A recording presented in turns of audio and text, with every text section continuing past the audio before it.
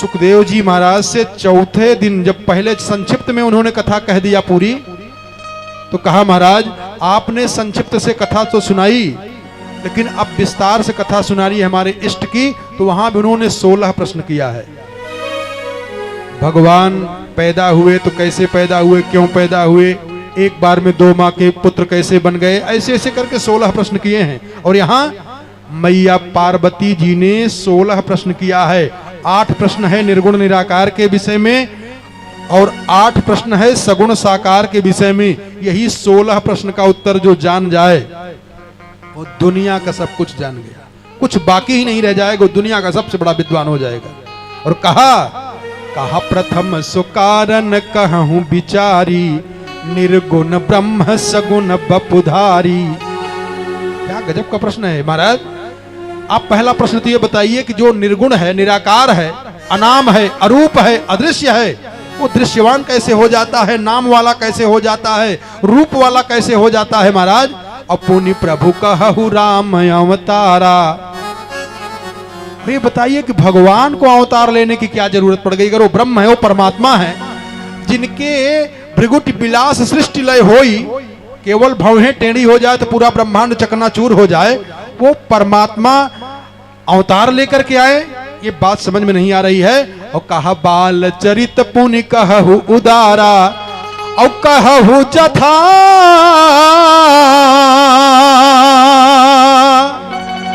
अरे कहु जथा जानकी विवाह। वो ब्रह्म वो नारायण पैदा हुए, फिर बाल लीला किए और सीता जी के साथ उनका विवाह कैसे हो गया। और कहा राज तजासो दूषण कहा, राजपाट काहे छोड़ दिए और बन बस कीन है ओ चरित पारा। क्यों महाराज वन में काहे चले गए, कौन सा लीला कर रहे थे वहां। और कहु नाथ जी मी रावण मारा, रावण को कैसे मार दिए। ध्यान देना, रावण के जैसा बुद्धिमान, रावण के जैसा विद्वान, रावण के जैसा बलवान, रावण के जैसा धनवान न दुनिया में था, न है, न भविष्य में होने की संभावना है। उसका वध कैसे कर दिया भगवान ने। और कहा महाराज बड़ी लीला किया है। और फिर देखो अभी तक सगुण साकार पूछ रही हैं, सुने ना, भगवान का जन्म कैसे हुआ, फिर बाल लीला कैसे किए, फिर सीता जी के साथ विवाह कैसे किए, राजपाट क्यों छोड़ दिए, रावण का वध कैसे कर दिए, तो सगुण साकार की लीला है। अब जरा देखें, अब निर्गुण का प्रश्न कर रही हैं। पुनि प्रभु कहु सुतत्व बखानी, पुनि प्रभु कहु सुतत्व बखानी, जही विज्ञान मगन मोनि ज्ञानी, जही विज्ञान मगन मोनि ज्ञानी, भगति ज्ञान भी ज्ञान विरागा, भगति ज्ञान भी ज्ञान विरागा, पुनि सब कर न हो सही। हम लोग इसको तो ऐसे गंवा दे रहे हैं, ऐसे गंवा दे रहे हैं कि क्या बताएं। इसलिए प्यारे सावधानी पूर्वक आ जाएं। कहते हैं, फिर देखें शब्दावली का प्रयोग जरा देखें। पार्वती कह रही है कि तुम त्रिभुवन गुरु वेद बखाना। शंकर जी ये भी कह सकते थे कि ये प्रश्न है तो गुरु जी से पूछिए, हमसे क्यों पूछ रही हो, हम तो आपके पति हैं, पति का संबंध है। लेकिन जब ये भगवान की कथा पूछना हुआ तो पार्वती जी ने अपने पति महादेव से कहा कि तुम त्रिभुवन गुरु, आप तो जगत गुरु हैं महाराज। अरे कहा तुम त्रिभुवन गुरु, हम नहीं कह रही हूं, कहा वेद बखाना और आन जीव पावर का जाना। इसलिए महाराज कृपा करके हमको बता दीजिए। तब भगवान शंकर जी ध्यान दें और सावधान हो जाएं। ध्यान मग्न थे, भगवान के ध्यान में मग्न थे। ध्यान के और समझ लीजिएगा, स्वयं भगवान भी आ जाएं। अपने मन में एक बात समझना, जैसे मान लो एक जगह भगवान की कथा हो रही है और एक जगह स्वयं भगवान चले आए, तो जाना कहां चाहिए? साधारण बुद्धि होगी तो भगवान के पास चले जाएंगे, भगवान ही तो मिल गए, अब चले जा, अब क्या कह रहे हैं ना। कथा सही ढंग से कथा श्रवण करोगे, सही वक्ता रहेगा, सही विद्वान वक्ता रहेगा, योग्य रहेगा, तो भगवान कथा में अपने आप ही आएंगे, आपको जाना नहीं पड़ेगा। अब आपको लगेगा कि लो ज्यादा बोलते जा रहे हैं, उल्टा बताते जा रहे हैं ना। भगवान ने अपना पता बताया है कि मैं कहां मिलता हूं, इसीलिए हम कहते हैं चाहे जो भी हो, अच्छा आप भी करके देख लीजिए, इसमें कुछ जा रहा है, आप नियम पूर्वक। लेकिन अब ये बताओ, गलती आप कर दीजिए और कह दीजिए, दोष दे दीजिए। आजकल लोग यही ज्यादा कर रहे हैं, नियम नहीं जानते हैं। पूजा पाठ इसकी विधि होती है, उसके विपरीत काम किए, कहा हम तो इतने दिन से पूजा कर रहे हैं, फल नहीं मिला, हम इतने दिन से कथा सुने, फल नहीं मिला।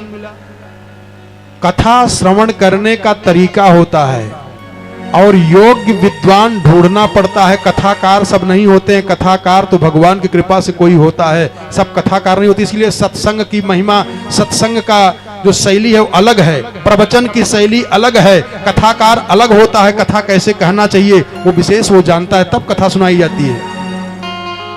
तो देखो, भगवान शंकर जी ध्यान मग्न हैं, सबसे ज्यादा होता है ध्यान मग्न है, लेकिन कथा के लिए ध्यान को छोड़ दिया। प्रमाण देखो, जब पार्वती जी ने यह प्रश्न किया कथा के लिए, तो मगन ध्यान रस दंड जुग, भगवान शंकर जी ध्यान मग्न हैं और ध्यान से बाहर निकल गए। अरे पुनि मन बाहर कीन। हम लोग क्या करते हैं कि भगवान, किसी प्रकार से हमारा मन भगवान में लग जाता, भगवान के चरणों में लग जाता और अंतर्मुखी हम लोग हो जाते। लेकिन भगवान शिव अंतर्मुखी हैं, लेकिन भगवान की कथा के लिए बहिर्मुखी हुए। कहा पुनि मन बाहर कीन और रघुपति चरित महेश तब हर्षित बरनय लीन। खुशी हो गए और खुशी खुशी होकर के कथा शुरू कर दिए और कहा, ए देवी जी, झूठे उजत सत्य जाई बिनु जाने। जो भ्रम है ना, बिना सही जाने भ्रम बना रहेगा। इसलिए भगवान को मनाए हर मंगल भवन, इसलिए यह कथा सुनना चाहिए। होगा क्या? कह मंगल भवन अमंगल मंगल भवन मंगल मंगल भवन अमंगल द्रवहु सो दशरथ अजिर बिहारी। द्रवहु सो दशरथ अजिर बिहारी। धन्य धन्य गिरि राजकुमारी। धन्य धन्य गिरि राजकुमारी। तुम समान नहीं को उपकारी।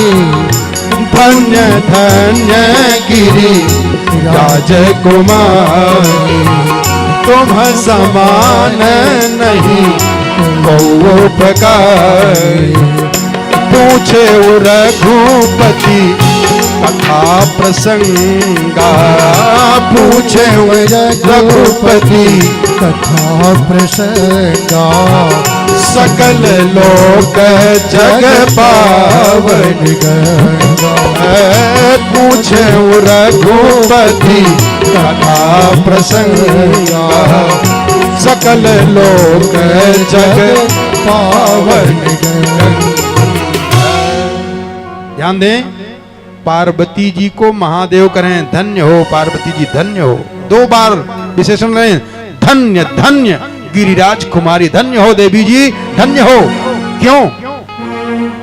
देखो, अपने आप अभी आई हैं, अपने पिताजी के घर से आई हैं अपने ससुराल में, और उनके पति महोदय कह रहे हैं कि धन्य धन्य गिरिराज कुमारी। धन्य हो देवी जी, आप धन्य हो। 2 बार धन्य धन्य कह रहे हैं, और हम लोग पूरा जीवन निकल जाता है, धन्य नहीं हो पाते हैं। क्यों ऐसा कह दिया? कहा धन्य धन्य अरे गिरिराज कुमारी और तुम समान नहीं को उपकारी। ध्यान देना, आप सब भी ध्यान देना। जो कथा का आयोजन कराता है निस्वार्थ, ध्यान देना, निस्वार्थ जो जनहित के लिए कथा का आयोजन कराता है, निस्वार्थ का अर्थ ये नहीं होता है कि अपने माता पिता पितरों के लिए कराना तो निस्वार्थ है, तो गड़बड़ हो गया। ना ना, निस्वार्थ मतलब कई लोग होते हैं कि भौतिक लाभ लेना चाहते हैं कथा के माध्यम से। कई लोग मंदिर बनवाते हैं, कई लोग धर्मशाला बनवाते हैं दूसरे की जगह पे, लो। कई लोग ऐसा व्यवस्था बनाते हैं कि कथा के माध्यम से धीरे धीरे नाम तो कथा का और धीरे धीरे उसका रूप बदल देते हैं। वो बात नहीं, मुख्य रूप से वास्तव में अगर कोई कथा सुनता है, श्रवण कराता है, आयोजन करता है, तो कहा तुम समान नहीं को उपकारी। उसके मुकाबले के बराबर कोई भी ऐसा कर्म धर्म नहीं है। ध्यान दें, जो कथा का मुख्य आयोजक होता है और सही ढंग से कथा हो तो उसके पैर की धूल अगर कोई स्त्री अपनी मांग के सिंदूर में मिला के लगाए तो उसके पति की आयु बढ़ जाती है। वो कथा के आयोजक के चरणों में धूल इतनी महत्वपूर्ण हो जाती है। इसलिए कहा, भगवान शिव ने कहा किसको? पार्वती जी को, अपनी पत्नी को कहा धन्य धन्य अरे गिरिराज